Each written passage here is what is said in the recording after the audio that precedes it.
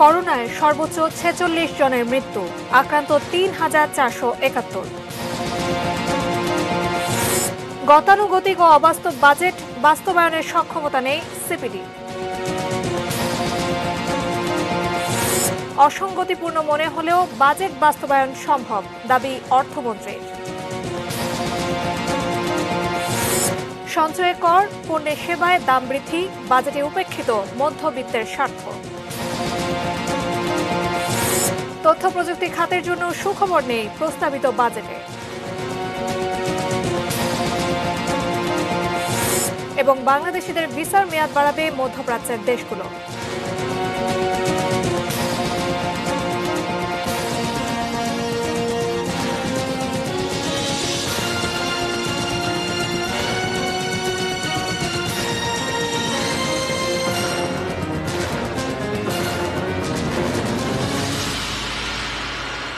দেখছেন ATN news এট 6-এ আপনাদের সাথে আছি আমি জান্নাতুন নাহা জাকিয়া। এতক্ষণ প্রিমিয়ার সেভেন্টের সৌজন্যে সংবাদ শিরোনামগুলো শুনছিলেন। VSL, Angle, Channel, HB, VSL, Bikrampur steel limited. এবারে বিস্তারিত এবং শুরুতে worldometers.info অনুসারে বিশ্বের সর্বশেষ করোনা পরিস্থিতি।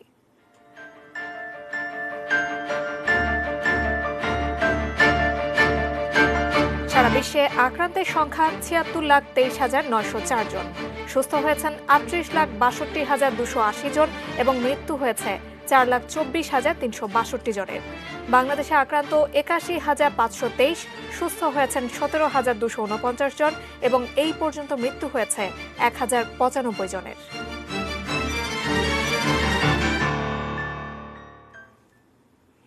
আরও ৪৬ জনের মৃত্যুর মধ্য দিয়ে দেশে করোনা ভাইরাসে মৃতের সংখ্যা এখন ১,০৯৫। সর্বশেষ হিসেবে আরও ৩,৪৭১ জনের সংক্রমণ ধরা পড়েছে। এ নিয়ে দেশের রোগীর সংখ্যা দাঁড়ালো ৮১,৫২৩ জন। মৃত্যু ও শনাক্তের দিক দিয়ে যা এই পর্যন্ত সর্বোচ্চ। শুক্রবার স্বাস্থ্য অধিদপ্তরের নিয়মিত অনলাইন ব্রিফিংয়ে এ কথা জানানো হয়। গত ২৪ ঘন্টায় পরীক্ষা হয়েছে ১৫,৯৯০টি। এ পর্যন্ত পরীক্ষা হয়েছে ৪,৭৩,৩২২টি নমুনা এবং গত ২৪ ঘন্টায় নমুনা যা পরীক্ষা হয়েছে তাতে শনাক্ত হয়েছে ৩,৪৭১ জন। এ পর্যন্ত শনাক্ত ৮১,৫২৩ জন। গত ২৪ ঘন্টায় সুস্থ হয়েছেন ৫০২ জন। এ পর্যন্ত সুস্থ ১৭,২৪৯ জন। গত ২৪ ঘন্টায় মৃত্যুবরণ করেছেন ৪৬ জন। এ পর্যন্ত ১,০৯৫ জন। শনাক্ত বিবেচনায় মৃত্যুর হার ১.৩৪%। আফ্রিকা মহাদেশে করোনার সংক্রমণ দ্রুত গতিতে বাড়ছে উল্লেখ করে সতর্ক করেছে বিশ্ব স্বাস্থ্য সংস্থা WHO। সংস্থাটির পক্ষ থেকে উদ্বেগ প্রকাশ করে বলা হয়, আফ্রিকা মহাদেশে করোনা আক্রান্তের সংখ্যা ১ লাখে পৌঁছাতে সময় লেগেছিল ৯৮ দিন। সেই সংখ্যা দ্বিগুণ হয়ে ২ লাখে পৌঁছাতে সময় নিয়েছে মাত্র ১৮ দিন। এমন অবস্থায় বৃহস্পতিবার বিশ্ব স্বাস্থ্য সংস্থার পক্ষ থেকে এমন উদ্বেগ প্রকাশ করা হয়। সংস্থাটির আফ্রিকা বিষয়ক প্রধান বলেন, আফ্রিকার ৫৪টি দেশের মধ্যে অর্ধেকেরও বেশি দেশে কমিউনিটি ট্রান্সমিশন শুরু হয়ে গেছে। এটা গুরুতর ইঙ্গিত আফ্রিকার সংক্রমণে বিশ্বের মোট আক্রান্তের সংখ্যার ৩% কম। তারপরও এটা স্পষ্ট যে এখানে মহামারী দ্রুত হারে ছড়াচ্ছে। আফ্রিকা মহাদেশে এখন পর্যন্ত করোনা ভাইরাসে আক্রান্ত হয়ে প্রাণ হারিয়েছে প্রায় ৫,০০০-এর বেশি মানুষ।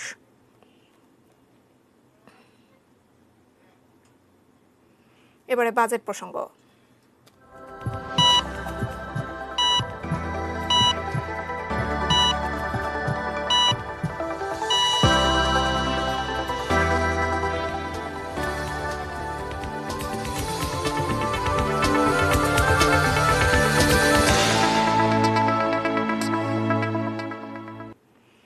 ২০২০-২১ অর্থবছরের জন্য প্রস্তাবিত করোনা পরিস্থিতি উত্তরণ ও ভবিষ্যৎ পথ পরিক্রমার বাজেট বাস্তবায়নের সক্ষমতা সরকারের নেই এমন দাবি করে একে গতানুগতিক ও অবাস্তব বলেছে বেসরকারি গবেষণা সংস্থা centre for policy dialogue CPD. বিস্তারিত মফিদুল তপু রিপোর্টে। করোনা মোকাবেলায় কর্মসংস্থান সৃষ্টি, কৃষি, খাদ্য ও সামাজিক নিরাপত্তা এবং সর্বোপরি অর্থনীতির চাকা সচল করতে আগামী অর্থবছরের জন্য ৫,৬৮,০০০ কোটি টাকার বাজেট প্রস্তাব দিয়েছেন অর্থমন্ত্রী। ১,৯০,০০০ কোটি টাকার এই রেকর্ড ঘাটতির বাজেটে রাজস্ব আয়ের লক্ষ্যমাত্রা নির্ধারণ করা হয়েছে ৩,৭৮,০০০ কোটি টাকা। প্রস্তাবিত এই বাজেট পর্যালোচনা শেষে শুক্রবার সকালে গণমাধ্যমের কাছে পর্যবেক্ষণ তুলে ধরে গবেষণা সংস্থা সিপিডি জানায়, প্রস্তাবিত বাজেট বাস্তবায়নের সক্ষমতা সরকারের নেই এবং এটি একটি গতানুগতিক ও অবাস্তব বাজেট। বেসরকারি খাতে বিনিয়োগ প্রবৃদ্ধির জন্য 125% একটা প্রবৃদ্ধি ধরা হয়েছে, যেখানে বিনিয়োগ তো দূরে থাক, এখনই আনইউটিলাইজড ক্যাপাসিটি রয়েছে, যেটা ইউটিলাইজ করাটাই তার জন্য আগামী দিনের চ্যালেঞ্জ। বিনিয়োগ তো তারপরে। সুতরাং এরকম একটি জায়গা থেকে আপনি বিনিয়োগ বৃদ্ধির কথা কোথা থেকে চিন্তা করবেন, যখন আসলে আপনার নিজেরই প্রচুর পরিমাণে অব্যবহৃত ক্যাপাসিটি রয়ে গেছে। সিপিডির গবেষকরা বলছেন, রাজস্ব আয়ের যে প্রবৃদ্ধির হিসাব প্রস্তাবিত বাজেটে দেখানো হয়েছে তা অর্জনে যে রাজনৈতিক সদিচ্ছা থাকা দরকার তার প্রতিফলন নেই বাজেট প্রস্তাবে, বরং সব পক্ষকে খুশি রাখার চেষ্টা করেছেন অর্থমন্ত্রী। এক্সপেন্ডিচার গুলো ভালোভাবে বাস্তবায়ন করে কর্মসংস্থান এবং সামাজিক নিরাপত্তা এগুলো কিন্তু আমাদেরকে করতে হবে। তো সেটা যদি আমি করতে যাই আর আমার রাজস্ব আদায় যদি না হয়, তাহলে আমার ঘাটতি যেটা বাড়বে সেটার অর্থায়ন আমার তখন করতে হবে। সে অর্থায়ন কোথা থেকে আমার করতে হবে? ব্যাংকিং সেক্টর থেকে আমি যদি সেটা করতে যাই, তাহলে প্রাইভেট সেক্টরের উপরে ঋণ প্রাপ্তির উপরে এটার একটা এফেক্ট হবে। আমি যদি বৈদেশিক আয় আমি আনতে চাই, এই যদি আনতে চাই, তাহলে সেখানে আমার বাস্তবায়ন সক্ষমতার প্রশ্ন চলে আসবে। ঘাটতি অর্থায়নে সরকারের অতিরিক্ত ব্যাংক নির্ভরতা এবং বিদেশি অর্থায়নের প্রকল্প বাস্তবায়ন হার কম হওয়ায় বেসরকারি খাতে ঋণ প্রবাহ কমবে বলে জানিয়েছে সিপিডি। তাদের মতে অর্থমন্ত্রী বাজেট প্রস্তাবে আশার ফানুস উড়িয়েছেন, যাতে বাস্তব পরিস্থিতি ও কোভিড সংকট মোকাবেলার প্রতিফলন ঘটেনি। যে রিকভারি পাথটা তারা চিন্তা করেছে, সেই রিকভারি পাথটা ভি শেপড হবে, অর্থাৎ নিচে নেমে আবারই সহসায় উপরের দিকে হবে, এই ধরনের একটা অনুমান ব্যবহার করা হয়েছে। কিন্তু আমরা জানি যে কোভিড-19 সিচুয়েশনটা একটা চলমান প্রক্রিয়া এখনো পর্যন্ত, এবং এটার প্রভাবটা নির্ভর করবে এটা কতদিন থাকবে এবং কি ধরনের প্রভাব ফেলবে। সেই কারণেই অর্থনৈতিক নীতিমালাটাও সেই প্রেক্ষিতেই হওয়া উচিত ছিল। সিপিডি মনে করে, আন্তরিকতা ও চেষ্টার অভাব না থাকলেও শেষ পর্যন্ত এটি একটি দুর্বল কাঠামোর বাজেট, যা সামষ্টিক অর্থনীতি কাঠামোর বিশ্বাসযোগ্যতা নিয়ে প্রশ্নের জন্ম দেবে।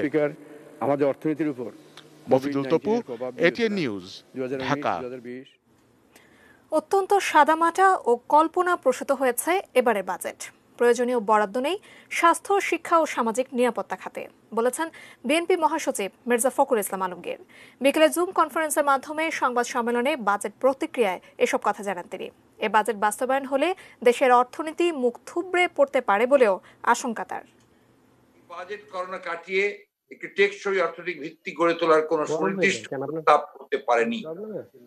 স্বাস্থ্য, শিক্ষা, সামাজিক সুরক্ষা ও খাদ্য নিরাপত্তার জন্য প্রস্তাবিত বাজেটে প্রত্যাশিত অর্থ বরাদ্দ করা হয়নি। বাজেটে স্বাস্থ্য খাতের উন্নয়নে প্রকৃত অর্থে কোনো গঠনমূলক ব্যবস্থা কিংবা সংস্কার প্রস্তাব নেওয়া হয়নি। এমনকি যেসব প্রকল্প নিয়ে অনেক সমালোচনা হয়েছে, সেসব প্রকল্পগুলোকেই সরকারের বিশেষ উদ্যোগ হিসেবে দেখানো হয়েছে। প্রস্তাবিত বাজেট করোনার কবল থেকে অর্থনীতি পুনরুদ্ধারে ভারসাম্যপূর্ণ অর্থনৈতিক পরিকল্পনা। বাজেট পরবর্তী আনুষ্ঠানিক প্রতিক্রিয়ায় এই মন্তব্য আওয়ামী লীগের সাধারণ সম্পাদক ওবায়দুল কাদেরের।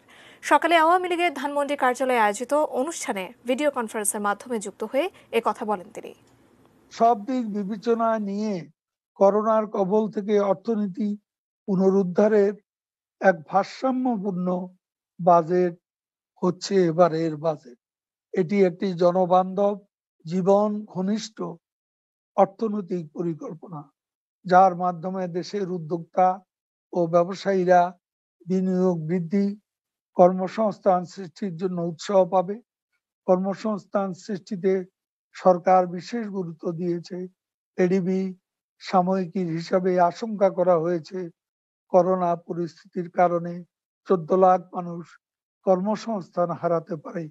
ফলে বিদ্যমান পরিস্থিতিতে সরকার বাজেটে বিনিয়োগ বৃদ্ধির সুযোগ সৃষ্টির লক্ষ্যে পরিকল্পনা গ্রহণ করেছে। মধ্যবিত্তের দীর্ঘশ্বাস আরও বাড়ল প্রস্তাবিত বাজেটে। তাদের সীমিত সঞ্চয়ে বাড়তি করারোপ আর বিভিন্ন পণ্য ও সেবার দাম বাড়ানোর যে প্রস্তাব রয়েছে তা গৃহীত হলে দুর্বিষহ হয়ে উঠবে মধ্যবিত্ত মানুষের জীবন, এমন মন্তব্য বিশ্লেষকদের। কেবল কথা বলাই নয়, মোবাইলে ইন্টারনেট ব্যবহার করেন মধ্যবিত্তরা। করোনাকালে এই প্রয়োজনীয়তা আরও বেড়েছে অনলাইনে ব্যবসা বাণিজ্য, লেখাপড়া সহ নানা সেবার চাহিদা বেড়ে যাওয়ায়। এই বাস্তবতায় টেলিকমের সিম ভিত্তিক সেবার উপর ৫% সম্পূরক শুল্ক বাড়ানোর প্রস্তাব করেছেন অর্থমন্ত্রী। যেসব জায়গা থেকে রাজস্ব আদায়ের কথা ভাবা হচ্ছে তা আসলে আমাদের জরুরি কিছু জীবনযাত্রার উপকরণে দাম বাড়িয়ে মধ্যবিত্তের উপরে চাপ বাড়াবে। সেই ক্ষেত্রে ইন্টারনেটের ইন্টারনেট এবং মোবাইল সার্ভিসের উপরে যে সম্পূরক কর বৃদ্ধির প্রস্তাব, সেটা প্রত্যাহার করা দরকার। বাড়ছে মোটর গাড়ির নিবন্ধন ফি। এখনকার নাগরিক জীবনের অন্যতম চাহিদা, গাড়ি কিনতে গেলে খরচ বাড়বে আগের চেয়ে বেশি। শারীরিক সুস্থতা ও পরিচ্ছন্নতার জন্য দরকারি প্রসাধন সামগ্রী এখন মধ্যবিত্তের জীবনের অনুষঙ্গও বটে। শুল্ক বাড়ছে এসব সামগ্রীর উপরও।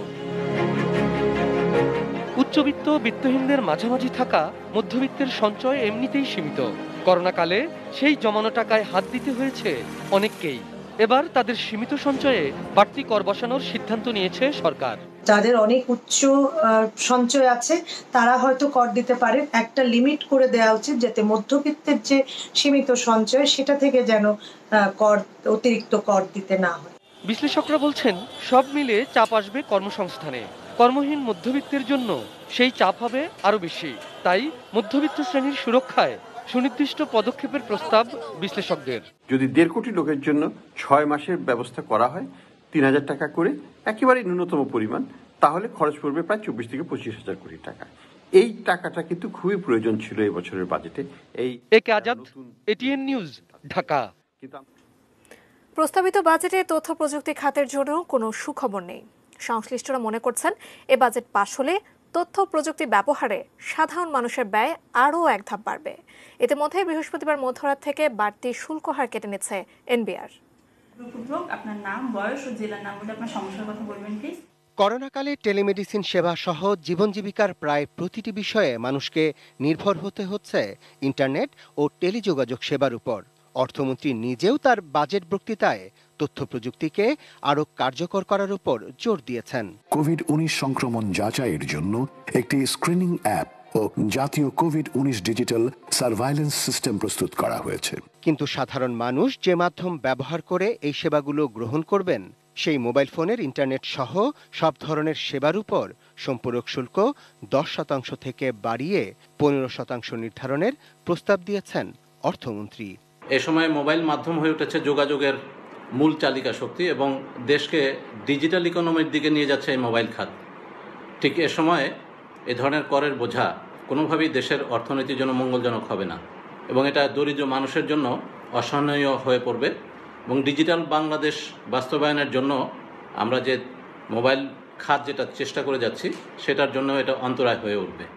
শুধু তাই নয়, অর্থমন্ত্রীর প্রস্তাবে ভালো খবর নেই ব্রডব্যান্ড ইন্টারনেটের ক্ষেত্রেও। টেলিমেডিসিন ও করোনাকালের স্বাস্থ্যসেবায় গুরুত্বপূর্ণ দ্রুতগতির ইন্টারনেট। ব্রডব্যান্ডের দাম কমাতে আইএসপি ব্যবসায়ীরা যে প্রস্তাব দিয়েছিলেন তা পূরণ হওয়া দূরে থাক, উল্টো দাম বাড়ছে ইন্টারনেট রাউটারের। বাজেট প্রস্তাবনা সরকারকে আইএসপি অ্যাসোসিয়েশনের পক্ষ থেকে স্পেসিফিক 3টি প্রস্তাবনা দেওয়া হয়েছিল। বাজেট যেটা ঘোষণা করা হয়েছে সেখানে এর কোনোটারই প্রতিফলন দেখতে পাইনি। এভাবে যদি চলতে থাকে তাহলে আমাদের আসলে ব্রডব্যান্ড ইন্টারনেটের মূল্য বাড়ানো ছাড়া আইএসপি মেম্বারদের আর কোনো গতি থাকবে না বলে আমি মনে করি। বাজেট ঘোষণার বহু আগেই তথ্য প্রযুক্তির ব্যবসায়ীদের 5টি সংগঠন এ খাতের জন্য থোক বরাদ্দের দাবি জানিয়েছিলেন। অর্থমন্ত্রীর বাজেট বক্তৃতায় সেই প্রত্যাশাও আলোর মুখ দেখেনি। আমাদের প্রস্তাবনায় 5,000 কোটি টাকার একটি তহবিল গঠন করতে বলেছিলাম, যেই তহবিল থেকে আইসিটি কোম্পানিগুলোকে সরল সুদে বিনা জামানতে 1 বছরের গ্রেস পিরিয়ড সহ লোন দেওয়া হবে। এছাড়া ডিজিটাল ট্রানজাকশন এবং ডিজিটাল কমার্সকে উৎসাহিত করার জন্য আমরা প্রস্তাব দিয়েছিলাম যে এগুলোকে করের আওতামুক্ত রাখা হোক। আমরা যদি ক্যাশলেস সোসাইটির দিকে এগোতে চাই, ডিজিটাল ট্রানজাকশন আমরা বাড়াতে চাই, তাহলে এই ধরনের ইনসেন্টিভ আমাদের প্রয়োজন রয়েছে। করোনা মোকাবেলায় প্রধানমন্ত্রী প্রায় 1 লাখ কোটি টাকারও বেশি প্রণোদনার ঘোষণা দিয়েছেন। তবে ব্যাংক ঋণ প্রদানের নানা নিয়মের মারপ্যাচে তথ্য প্রযুক্তির ব্যবসায়ীরা সেই প্রণোদনার সুবিধা থেকেও বঞ্চিত। যথাযথ রাজস্ব আহরণের লক্ষ্যে সেলুলার ফোনের ন্যূনতম মূল্য নির্ধারণের প্রস্তাব করা হচ্ছে। Arafat Siddiqui, ATN news, Dhaka. বাজেটের আরও প্রতিবেদন থাকছে সংবাদের পরের অংশে। এবার অন্যান্য সংবাদ জানাবো। মধ্যরাতে মধ্যপ্রাচ্যের দেশগুলো বাংলাদেশিদের ভিসার মেয়াদ বাড়াবে বলে জানিয়েছেন পররাষ্ট্রমন্ত্রী ডক্টর একে আব্দুল মোমেন। এক ভিডিও বার্তায় তিনি এই তথ্য জানান। সংযুক্ত আরব আমিরাতের প্রবাসী বাংলাদেশিদের উদ্দেশ্যে দেওয়া এক ভিডিও বার্তায় পররাষ্ট্রমন্ত্রী আরও জানান, প্রবাসী বাংলাদেশিদের ফেরত না পাঠিয়ে তাদের কৃষি কাজে লাগাতে তিনি দেশটির পররাষ্ট্রমন্ত্রীকে অনুরোধ করেছেন। রাষ্ট্রমন্ত্রী আব্দুল্লাহ বিন জাইদ আল নাহিয়ানের সাথে আলাপ হয়েছে। উনি তার দেশ থেকে বিদেশি ফেরে যাওয়ার জন্য বলেছিলেন। আমি ওনাকে বললাম যে দেখেন, কিছুদিন পরে প্যান্ডেমিকের কারণে খাদ্যের ঘাটতি দেখা দেবে, দেখেন ওদের ওই দিকে কৃষি কাজে লাগাতে পারেন কিনা। তিনি বললেন এটা খুবই ভালো, উত্তম প্রস্তাব, এবং তিনি আমার সাথে এই নিয়ে কাজ করবেন। কালকে আমাকে স্বরাষ্ট্র মন্ত্রণালয়ের থেকে সচিব সাহেব জানিয়েছেন যে এই কি গত 3 মাসে এপ্রিল মে আর এখন পর্যন্ত তারা প্রায় 1,25,000 নতুন পাসপোর্ট প্রিন্ট করে দিয়ে পাঠিয়ে দিয়েছেন। ভিসা এক্সপায়ার এগুলো সম্পর্কে আমরা সবগুলো রাষ্ট্রের, মিডল ইস্ট রাষ্ট্রের সাথে আলাপ করেছি। তারা বলেছে তারা ভিসা এক্সটেন্ড করে দেবে, এবং বিমানের টিকিট যদি কিনে থাকেন সেইগুলো তারা অনার করবেন। নিউজ এট 6 এর পর্যায়ে নিচ্ছে বাজে স্টিল বিরতি, এরপর আরো যা থাকছে।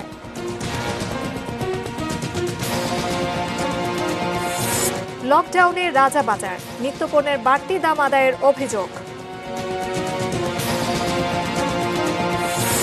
এবং দ্বিতীয় দফা করোনা সংক্রমণের শঙ্কায় বিশ্বব্যাপী শেয়ার বাজারে ধস।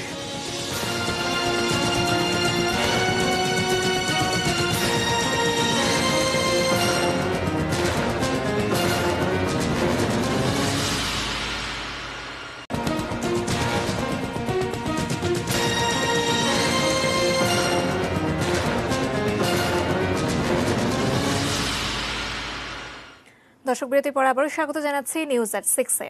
অন্যান্য খবরে যাওয়ার আগে প্রিমিয়ার সিমেন্টের জন্য সংবাদ শিরোনামগুলো জানিয়ে দিচ্ছি আরও একবার।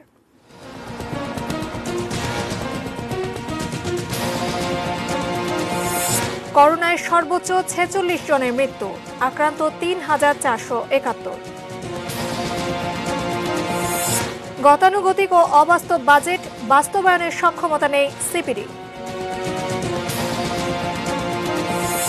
অসঙ্গতিপূর্ণ মনে হলেও বাজেট বাস্তবায়ন সম্ভব, দাবি অর্থমন্ত্রীর। সঞ্চয়ের কর, পণ্যের সেবায় দাম বৃদ্ধি, বাজেটে উপেক্ষিত মধ্যবিত্তের স্বার্থ।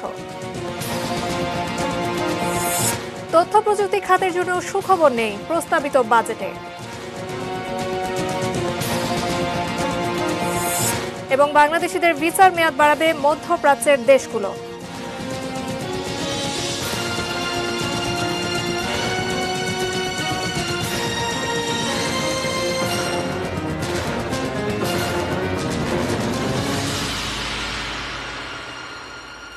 সাবেক স্বাস্থ্যমন্ত্রী ও আওয়ামী লীগের সভাপতিমণ্ডলীর সদস্য মোহাম্মদ নাসিমের শারীরিক অবস্থার কোনো উন্নতি হয়নি।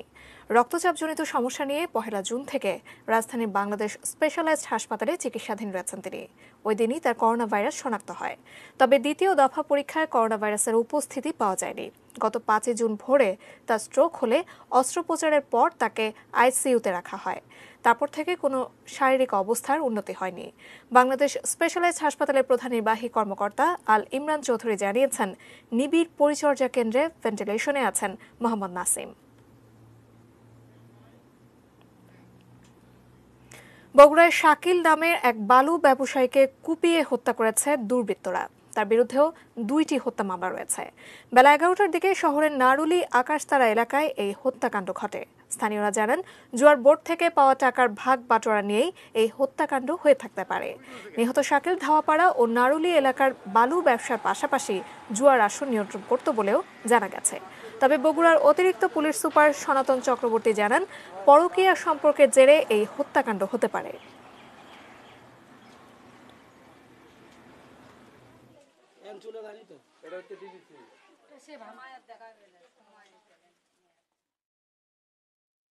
আমরা প্রাথমিকভাবে জানতে পেরেছি যে একটা বিবাহ বহির্ভূত সম্পর্কের কারণে এই শাকিলকে খুন করা হয়েছে। তবে এখনই চূড়ান্তভাবে কিছু বলা যাচ্ছে না, আমরা তদন্ত করছি এবং আমার আশা করছি যে খুব দ্রুতই এর পিছনে যারা ছিল তাদেরকে বের করতে পারবো। লকডাউনে থাকা পূর্ব রাজাবাজারে নিত্যপণ্যের বাড়তি দাম নেওয়ার অভিযোগ করেছেন বাসিন্দারা। কয়েকটি অনলাইন প্রতিষ্ঠানের সাইনবোর্ডে সরবরাহ করা হচ্ছে এসব নিত্যপণ্য। লকডাউনের তৃতীয় দিনে এসেও নানা অজুহাতে ভেতরে ঢোকা ও বের হওয়ার চেষ্টা করছেন বাসিন্দারা। সহকর্মী ইমরান হোসেন সুমনের রিপোর্ট। করোনা সংক্রমণের রেড জোন পূর্ব রাজাবাজার। করোনাকালের 3 মাসেরও বেশি সময় পর এখানে চলছে পরীক্ষামূলক লকডাউন। এর তৃতীয় দিন ছিল শুক্রবার। তবে নানা কারণেই এই লকডাউন এলাকা থেকে বের হওয়া প্রবেশ থামছে না। আছে আইন শৃঙ্খলা রক্ষাকারী বাহিনীর তৎপরতাও। লকডাউনের ফলে যে সমস্যার মুখোমুখি বাসিন্দারা তা হলো নিত্যপণ্য নিয়ে। যদিও প্রবেশে কড়াকড়ির কারণে বাসাবাড়িতে থাকাদের বক্তব্য জানা যায়নি, বাইরে থাকা স্বজনেরা সবজি, মাছ সহ অন্য জিনিস দিয়ে যাচ্ছেন প্রিয়জনদের। জানালেন বাইরের বাজারের চেয়ে অতিরিক্ত দাম আদায় করা হচ্ছে কিনা তা তারা বুঝতে পারছেন না। আমাদের যেটা দরকার, যে আম দরকার ছিল তাই বাইরে থেকে নিয়ে আসছি। আমটা তো আর ভিতরে নেই, এমনি অন্য কিছু ভিতরে আছে। ব্যাংকের থাকলে লাভ হবে কি, এবার ফ্রি তো দিচ্ছে না। সেখানে কি দাম বেশি না কি আছে? দাম বেশি কম কি আমরা তো জিজ্ঞাসা করতে পারি না, কারণ টাকা নেই, জিজ্ঞেস করে কি হবে? টাকা থাকলে তো মনে করেন 1 টাকার জিনিস 10 টাকাতে কিনে খেতে পারবো, টাকা না থাকলে খাবো কই থেকে? লকডাউনের পর ঢাকা উত্তর সিটি কর্পোরেশন নিত্যপণ্য সরবরাহের দায়িত্ব দিয়েছে কয়েকটি প্রতিষ্ঠানকে। তারা বাজার মূল্যের চেয়ে অতিরিক্ত দাম আদায় করছে কিনা তাও জানা নেই স্বেচ্ছাসেবকদের। এখানে অনলাইনের 3টা গাড়ি অলরেডি ঢাকা উত্তর সিটি কর্পোরেশনের অনুমোদিত 3টা গাড়ি 4টা গাড়ি আছে, নিত্য প্রয়োজনীয় জিনিসপত্র সবকিছু আছে। আমরা একেবারে বাজার মূল্যে দিচ্ছি, বাজারে যে মূল্যটা একদম সেই মূল্যটাতে আমরা দিচ্ছি। কিছু কিছু জায়গায় আমরা সেটা ফ্ল্যাট রেট করে দিয়েছি। পরিস্থিতি যেভাবে খারাপের দিকে যাচ্ছে তাতে সামাজিক দূরত্ব বজায় না রাখা কিংবা মাস্ক না পরলে করোনা সংক্রমণের ঝুঁকি বাড়তেই থাকবে। Imran Hossain Suman, ATN news, Dhaka. আবারও বাজেট প্রসঙ্গ। প্রস্তাবিত বাজেট অনেকের কাছে অসঙ্গতিপূর্ণ মনে হলেও তা বাস্তবায়ন সম্ভব বলে মনে করেন অর্থমন্ত্রী। প্রণোদনা প্যাকেজ আর বাজেটের ঘাটতি মোকাবেলায় ব্যাংক ঋণ নিলেও তা তারল্য সংকট সৃষ্টি করবে না দাবি অর্থমন্ত্রীর। বাজেট পরবর্তী সংবাদ সম্মেলনে এসব নিয়ে নানা প্রশ্নের উত্তর দিয়েছেন অর্থমন্ত্রী। প্রতিবার বাজেট পরবর্তী সংবাদ সম্মেলনে এমন পরিবেশের সাথে সবাই পরিচিত। অর্থ ও পরিকল্পনা, কৃষিমন্ত্রী, রাজস্ব বোর্ডের চেয়ারম্যান, কেন্দ্রীয় ব্যাংকের গভর্নর এই সংবাদ সম্মেলনে সবসময় অংশ নেন। দেশের হয়ে 48তম আর নিজের প্রথম বাজেটের সংবাদ সম্মেলনে অসুস্থতার জন্য থাকতে পারেননি অর্থমন্ত্রী। সেখানে সাংবাদিকদের প্রশ্নের জবাব এসেছিল স্বয়ং সরকার প্রধানের কাছ থেকে। মোট রাজস্ব আয় প্রাক্কলন করা হয়েছে 3,77,000। এবার করোনাকাল, তাই নিজের দ্বিতীয় বাজেট নিয়ে নানা প্রশ্ন সামলাতে অনলাইনে ভরসা অর্থমন্ত্রীর। বিশাল বাজেট বাস্তবায়নের রসদ কি? মোস্তফা কামালের কাছে সেই প্রশ্ন এসেছে সবার আগে। অনেকের কাছে অসঙ্গতি মনে হবে। আমি বিশ্বাস করি এই বাজেটই তো আমরা যেভাবে সাজিয়েছি, আমরা সেভাবে মনে করি যেটা আমরা বাস্তবায়ন করতে সক্ষম হব। প্রাতিষ্ঠানিক করদাতাদের ক্ষেত্রে এবং বিভিন্ন শুল্ক আমরা কমিয়েছি, যাতে যারা এই করগুলো দেন তাদের জন্য কর প্রদান সহজ হয়। 1,90,000 কোটি টাকার ঘাটতি আসছে অর্থ বছরে। ব্যাংক খাত থেকে 76,000 কোটি টাকা ঋণ নেবে সরকার। এছাড়াও সেই সাথে আছে প্রণোদনা প্যাকেজের অর্থের যোগানের চাপ। যে চলতি অর্থ বছরে এ পর্যন্ত 74,000 কোটি টাকা আমরা ব্যাংক ব্যবস্থা থেকে অলরেডি ঋণ নেওয়া হয়েছে এবং আরো কিছু হবে সামনে, হয়তো 82,000 কোটি টাকা পর্যন্ত সংশোধিত বাজেটে ধরা আছে। তাতে আমার মনে হচ্ছে কোনো অসুবিধাই হচ্ছে না ব্যাংক ব্যবস্থায়, কারণ ব্যাংকের তারল্য পরিস্থিতি এখন খুবই ভালো। বিশ্বমন্দায় আসছে অর্থ বছরের অভ্যন্তরীণ কিংবা বিদেশি বিনিয়োগ কোথায় পাবেন অর্থমন্ত্রী? এই মুহূর্তে দেশের মানুষকে কর্মসংস্থানের ব্যবস্থা করে দেয়া, এরা বিদেশে গিয়ে কর্মসংস্থানের ব্যবস্থা নেই, অথবা এই দেশেই তাদের কর্মসংস্থানের ব্যবস্থা করার যতদিন সুযোগ থাকবে ততদিন সেই কাজটি আমরা করব। এবং সেই সুযোগ দেওয়ার জন্যই 1 কোটি মানুষের কর্মসংস্থানের ব্যবস্থা করবো আমরা স্পেশাল ইকোনমিক জোনগুলো থেকে। স্বাভাবিকভাবে এসেছে করোনাকালে স্বাস্থ্য খাতে বরাদ্দ হওয়া 29,000 কোটি টাকার পর্যাপ্ততা আর দুর্নীতির বিষয়টিও। স্বাস্থ্যমন্ত্রী মহোদয় যেটা করেছেন, যে টাকার ব্যবস্থা করেছেন, এর সাথে ব্যবস্থাপনার পরিবর্তন, ব্যবস্থাপনার ত্রুটি দিকে নজর রাখতে হবে, ত্রুটি দূর করতে হবে। হাত কেটে ফেলালেই হাতের যে দুর্বলতাটা দূর হয় না। যখনই কোনো প্রকল্প পাওয়া যাবে এই 2 মন্ত্রণালয় থেকে, স্বাস্থ্য এবং কৃষি, সেগুলোকে আমরা অতি দ্রুত obeying all rules and regulation, যেগুলো ভায়োলেট করবো না, করে টাইমটা বাঁচিয়ে তাড়াতাড়ি করে আমরা এগুলোকে প্রক্রিয়াধীন করব, যাতে করে এই 2টি গুরুত্বপূর্ণ বিষয় এইবার বাড়তি মনোযোগ পায়। স্বাস্থ্য মন্ত্রণালয় গত 5 বছরের আমরা যদি অ্যাকচুয়াল তার কত টাকা খরচ করেছে আমরা যদি দেখি, সেখানে আমরা দেখতে পাবো প্রতি বছর তাদের বরাদ্দ হচ্ছে 1,000 থেকে 1,200-1,300 1500 কোটি টাকা পর্যন্ত তারা খরচ করতে পারে না।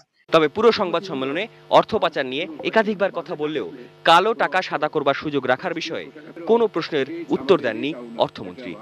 আমরা চাই যে আমাদের দেশের অর্থ বিদেশে না যাক। সাদাত হাবিবি সেতু, ATN নিউজ, ঢাকা। প্রস্তাবিত বাজেটে এবারও কালো টাকা সাদা করার সুযোগ রাখা হয়েছে। আগামী অর্থ বছরের 1 জুলাই থেকে 30 জুন পর্যন্ত অপ্রদর্শিত অর্থ 10% কর দিয়ে বৈধ করে নিতে পারবেন কালো টাকার মালিকরা। করোনাকালে যখন নিজেদের অবস্থান টিকিয়ে রাখতে ব্যবসায়ী, চাকুরিজীবী, শ্রমিকদের কপালে চিন্তার ভাঁজ, তখন ফের সুযোগ কালো টাকাওয়ালাদের। করোনার ধাক্কা সামাল দিতে বাজারে টাকার প্রবাহ বাড়াতে অর্থমন্ত্রী আ.হ.ম মুস্তফা কামাল এই সুযোগ রাখার পক্ষে। যে অমানিসার অন্ধকার আজ আমাদের চারপাশকে ঘিরে ধরেছে, অর্থমন্ত্রীর সাফ কথা, দেশের প্রচলিত আইনে যাই থাকুক, নতুন অর্থ বছরের প্রথম দিন থেকে পুরো অর্থ বছরে 10% কর গুনে নিজের অপ্রদর্শিত আয় বৈধ করা যাবে। গুনতে হবে না বাড়তি জরিমানাও। আয়কর অধ্যাদেশে আয়কর প্রণোদনা সংক্রান্ত 2টি ধারা সংযোজনের প্রস্তাব করা হচ্ছে। অপ্রদর্শিত জমি, ভবন, ফ্ল্যাট, সঞ্চয়পত্র, শেয়ার আর বন্ড কিংবা ব্যাংকে পড়ে থাকা নগদ অর্থ যা এতদিন অর্জিত হয়েছে কর ফাঁকি দিয়ে, তার উৎস জিজ্ঞেস করবে না রাজস্ব বোর্ড। শুধু তাই নয়, কালো টাকাওয়ালারা তাদের অর্থ জমি, আবাসন, সঞ্চয়, বন্ডে বিনিয়োগের সুযোগ পাচ্ছেন। চাইলে নগদ অর্থ বৈধ করে নেওয়া যাবে, সরাসরি বিনিয়োগ করা যাবে পুঁজিবাজারে। মাননীয় স্পিকার, তবে পরিসংখ্যান বলছে স্বাধীনতার পর থেকে 2016 পর্যন্ত নানা সময়ে এই সুযোগ রাখা হলেও এর ব্যবহার করে সাদা হয়েছে 13,372 কোটি কালো টাকা, আর এতে দেশের আয় 1,454 কোটি টাকা। আন্ডার ইনভয়েসিং, ওভার ইনভয়েসিং ও ভুয়া বিনিয়োগের মাধ্যমে অর্থ পাচার ও কর ফাঁকির প্রবণতা রোধকল্পে আয়কর অধ্যাদেশে একটি নতুন ধারা সংযোজন করা হবে।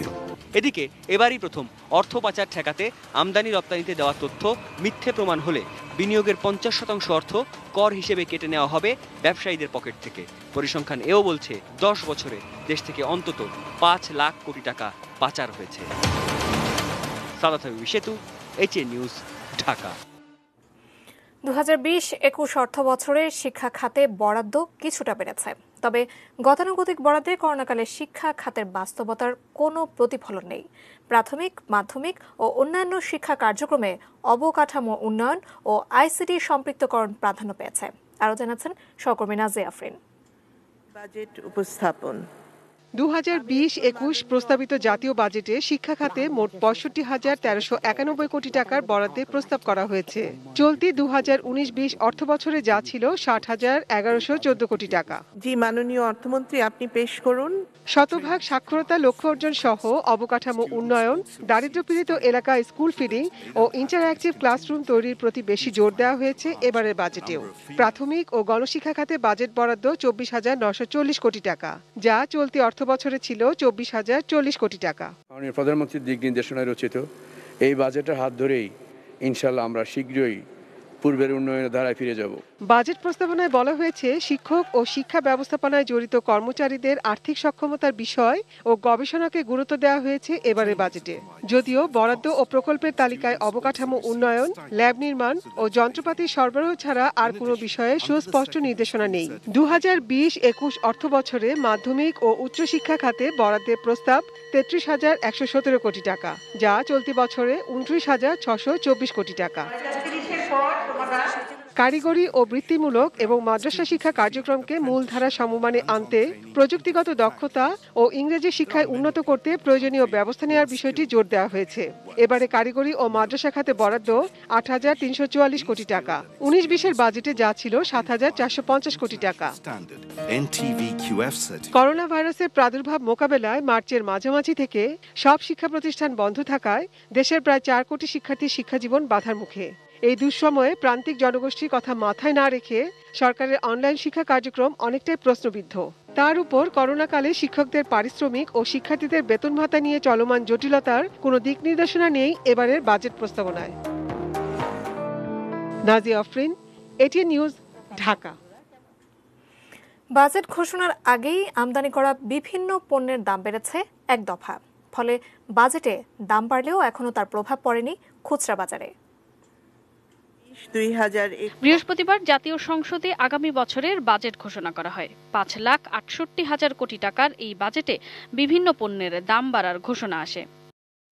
তবে শুক্রবার বাজার ঘুরে দেখা যায় মাস দুয়েক আগে থেকেই বেশিরভাগ পণ্যের দাম বেড়েছে। যা বাড়ানোর আরো 15 দিন 20 দিন বা 1 মাস আগে এই পোর্টে ওই সময় দাম বাড়ায় দেওয়ার কারণে আগে বাড়ছে। আগে যেটা বেচতাম আমরা 3200, এখন আমি নিজে কিনছি 2850 টাকা, আমি 2900 বেচবো এরকম। এখন আমার মনে হয় না আহামরি বাজেটে এরকম প্রভাব পড়বে।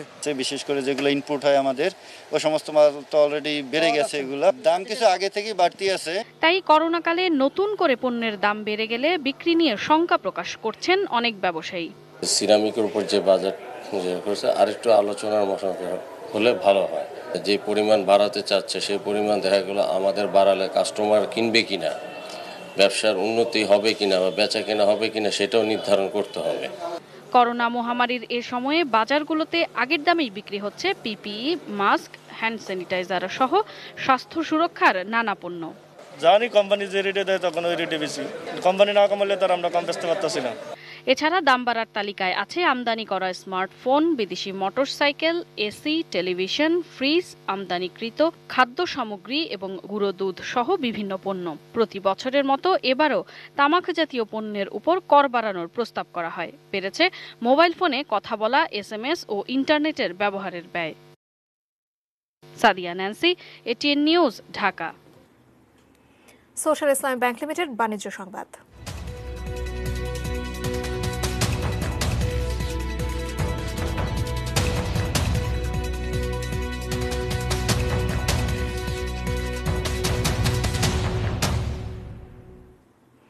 করোনার দ্বিতীয় ঢেউয়ের আশঙ্কায় বিশ্বব্যাপী শেয়ার বাজারে ধস নেমেছে।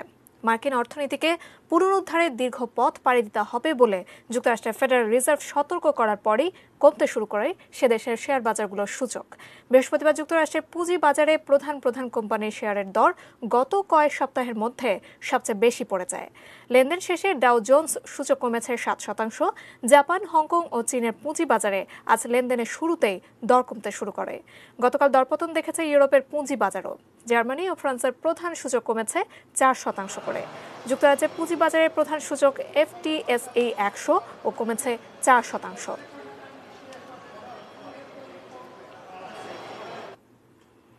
মেটাল প্রেজেন্স কৃষি সংবাদ, সুজলা সুফলা।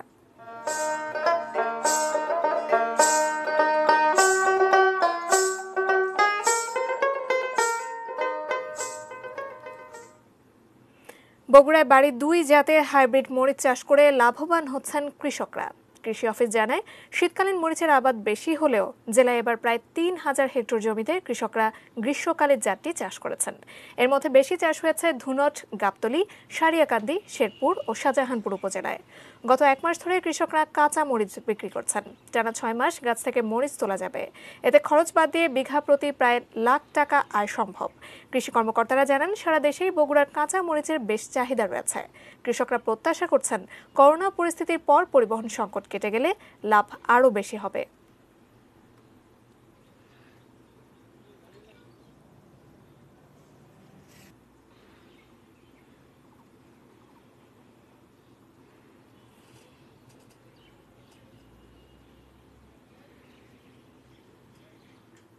নিউজ এট 6 এই পর্যায়ে আবারও সময় হলো বাজে স্টিল বিরতি নেওয়ার। এরপর আরও যা থাকছে।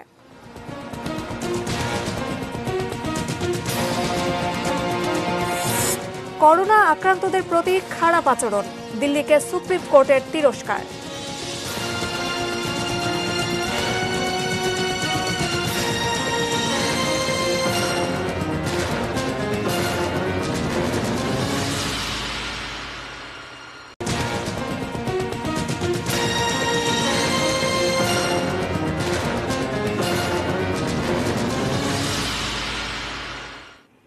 বিরতির পর স্বাগত জানাচ্ছি নিউজ এট 6-এ।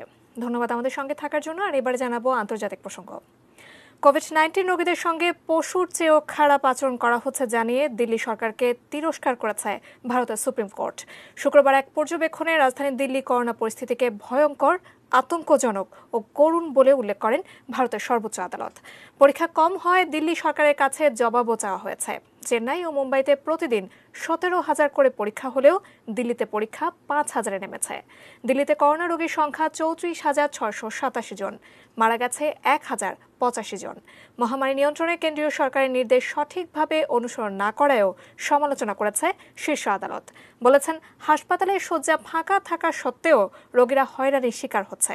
এদিকে মুখ্যমন্ত্রী অরবিন্দ কেজরিওয়ালের আশঙ্কা, যে হারে করোনার বিস্তার বাড়ছে তাতে জুলাইয়ের মধ্যে দিল্লিতে রোগীর সংখ্যা 5.5 লাখ ছাড়াবে। তবে মহামারী মোকাবেলায় তার সরকারের সব রকমের প্রস্তুতি রয়েছে বলেও দাবি করেন তিনি।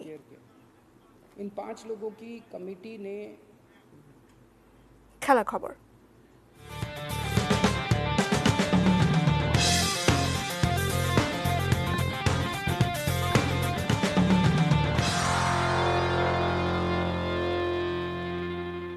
চলতি মাসে শেষ সপ্তাহে শ্রীলঙ্কা সফরে যাচ্ছে না ভারত, বিষয়টি নিশ্চিত করেছে শ্রীলঙ্কা ক্রিকেট বোর্ড।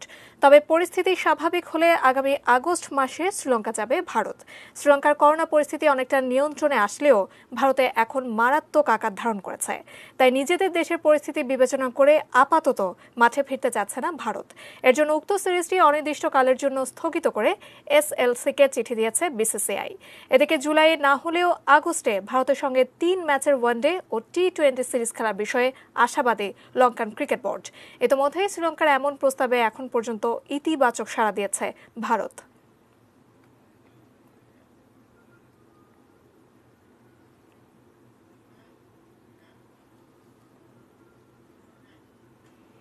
দর্শক, শেষ করব নিউজ এট 6। তার আগে এক নজরে প্রিমিয়ার সিমেন্টের সৌজন্যে সংবাদ শিরোনামগুলো জানিয়ে দিচ্ছি আরও একবার।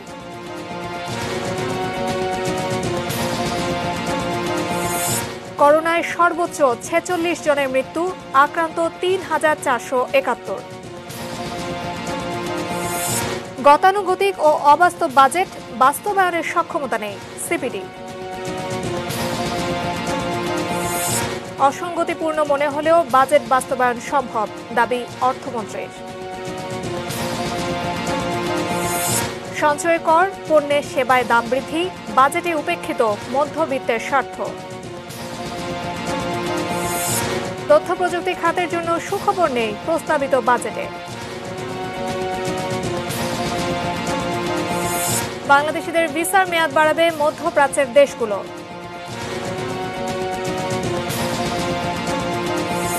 লকডাউনে রাজাবাজার, নিত্যপণ্যের বাড়তি দাম আদায়ের অভিযোগ। দ্বিতীয় দফা করোনা সংক্রমণের শঙ্কায় বিশ্বব্যাপী শেয়ার বাজারে ধস। এবং করোনা আক্রান্তদের প্রতি খারাপ আচরণ, দিল্লিকে সুপ্রিম কোর্টের তিরস্কার। এই ছিল নিউজ এট 6। সঙ্গে থাকুন, দেখতে থাকুন এটিএন নিউজ। আর এটিএন নিউজের ব্রেকিং নিউজ আপনার মোবাইলে পেতে টাইপ করুন START+AN, পাঠিয়ে দিন 5959 এই নম্বরে। ধন্যবাদ।